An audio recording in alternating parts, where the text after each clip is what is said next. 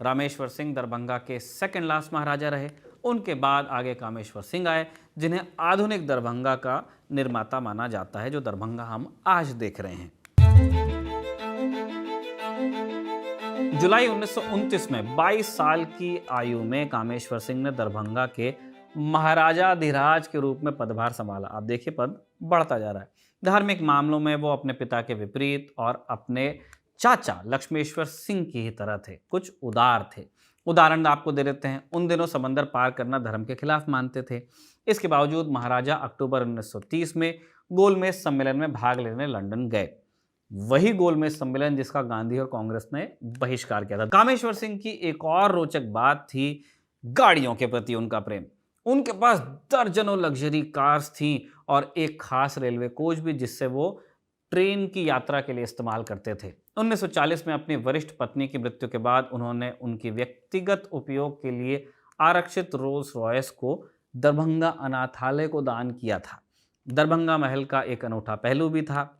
महाराज का food tester होता था। हर भोजन को खाने से पहले खाना चखकर उसे देखना पड़ता था। आमतौर पर जहर के डर से राजा महाराजा ऐसा करवाते थे कि जिसने बनाया है वो खाएगा पहले, लेकिन महाराज कामेश्वर के केस में जहर से ज्यादा डर बुरे स्वाद का था। इसलिए उनकी रसोई में 12 रसोइये थे, जिनमें से 2 सिर्फ मिठाइयाँ बनाने का काम करते थे। महाराज को विदेशी चीज़ों का शौक था, खासकर स्कॉच का। उनके पास स्कॉच और विदेशी शराबों का एक बड़ा कलेक्शन था। किस्सा है कि एक बार नेहरू ने उन्हें कांग्रेस में शामिल होने का आग्रह किया कि महाराज आप भी आइए। कामेश्वर सिंह का जवाब था नहीं। क्यों नहीं?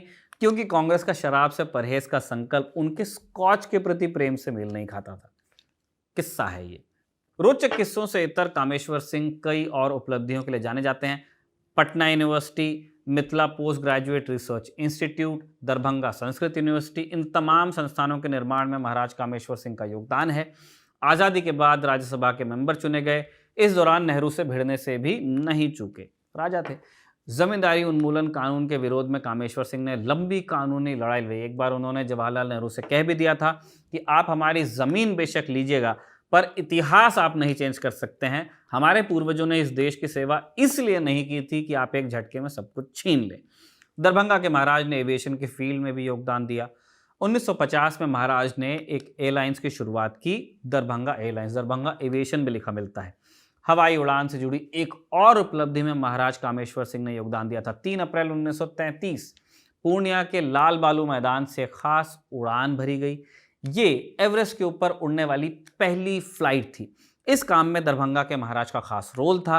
वित्तीय सहायता के अलावा पैसा तो उन्होंने दिया ही, महाराज ने पूरी टीम को पूर्णिया में अपने दरभंगा हाउस में भी ठहराया, खुद भी वही कैंप किया ताकि मिशन सफल हो सके।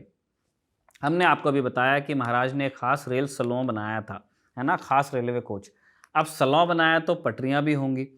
अपने वक्त के दूसरे अमीर राजघरानों की ही तरह राज दरभंगा ने भी अपने इलाके में रेल नेटवर्क बनवाया था।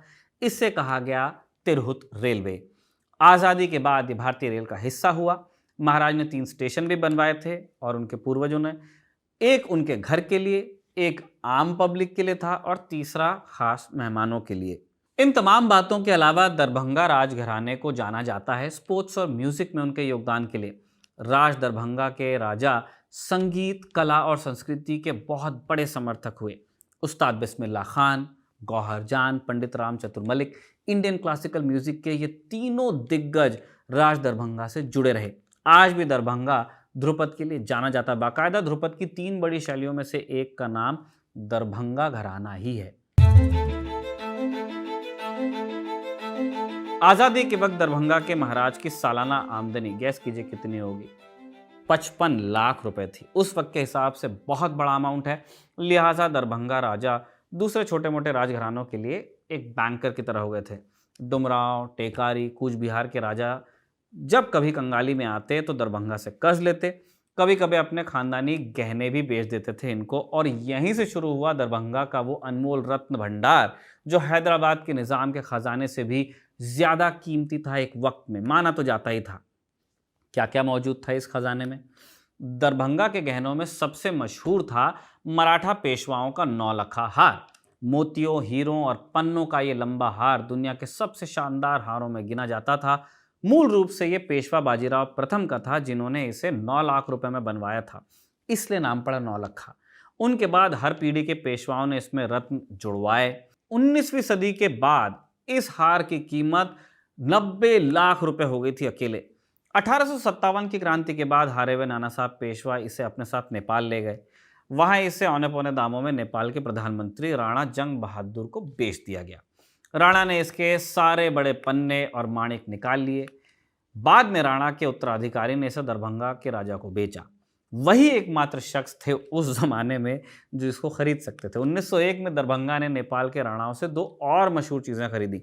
नाना साहब की शिरोमणि मुहर, जिसमें 3 इंच लंबा एक अकेला पन्ना जड़ा था, और पेशवा हीरा, एक बड़ा सफेद हीरा जिसे दरभंगा के महाराज अंगूठी की तरह पहनते थे। दरभंगा के संग्रह में एक और खास चीज थी, फ्रांस की आखिरी रानी मैरी एंटोनेट का हार। ये वही हार था जो 1770 में उनकी शादी पर पेरिस शहर ने उन्हें तोहफे में दिया था। फ्रांसीसी क्रांति के बाद ये ऑस्ट्रिया के हैब्सबर्ग परिवार के पास चला गया।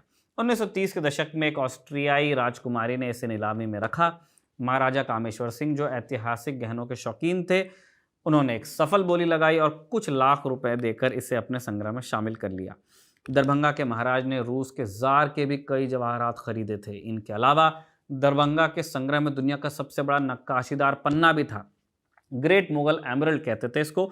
217 कैरेट का यह पन्ना करीब 2 इंच लंबा, 1.75 इंच चौड़ा और आधा इंच मोटा था। कहा जाता था कि यह मुगल बादशाहों का था जिस पर कुरान की आयतें नक्काशी गई थीं।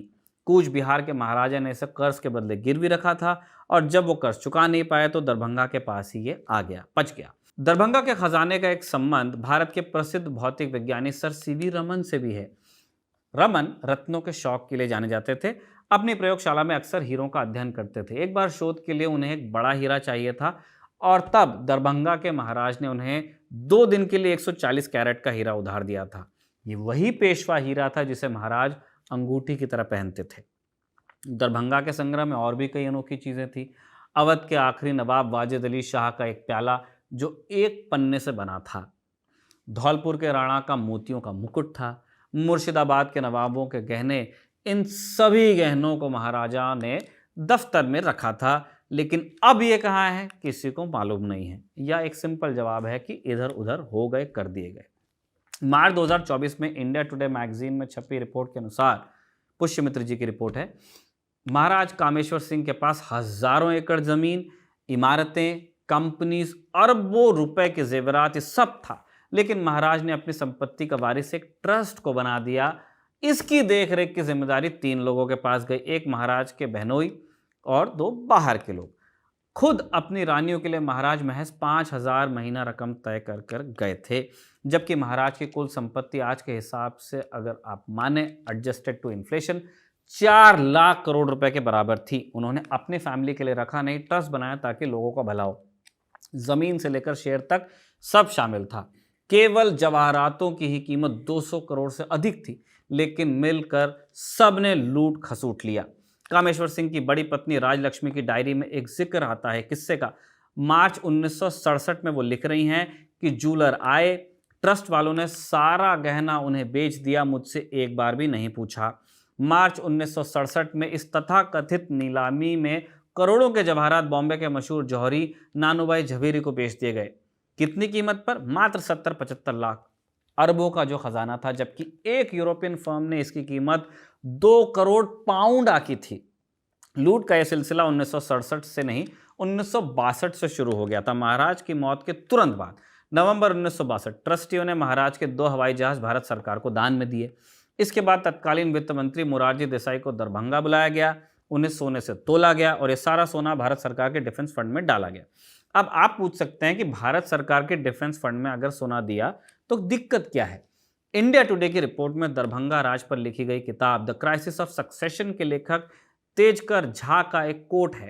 तेजकर झा बता रहे हैं कि ट्रस्ट के एग्जीक्यूटर पटना हाईकोर्ट के चीफ जस्टिस रहे लक्ष्मीकांत झा थे। वो लॉ कमीशन का अध्यक्ष बनना चाहते थे और मोरारजी देसाई को तोले जाने का आयोजन इसी कवायद का हिस्सा था। ऐसा ही कुछ हाल महाराज की कोठियों का भी हुआ।